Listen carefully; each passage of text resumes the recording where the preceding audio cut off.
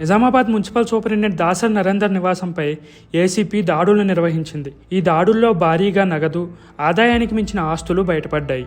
ఇంట్లో 2.93 కోట్ల నగదు లభించింది. ఇది మాత్రమే కాకుండా నరేందర్, అతని భార్య, అతని తల్లి ఖాతాల్లో 1,10,00,000 బ్యాంకు బ్యాలెన్స్, అదనంగా 51 తులాల బంగారం, అంతేకాకుండా 1,98,00,000 విలువ చేసే 17 స్థిరాస్తులకు సంబంధించిన పత్రాలను అతని ఇంట్లో గుర్తించిన ఏసీబీ అధికారులు వాటిని స్వాధీనం చేసుకున్నారు. ఇప్పటి వరకు స్వాధీనం చేసుకున్న మొత్తం ఆస్తుల విలువ 6,07,00,000 వరకు ఉంది.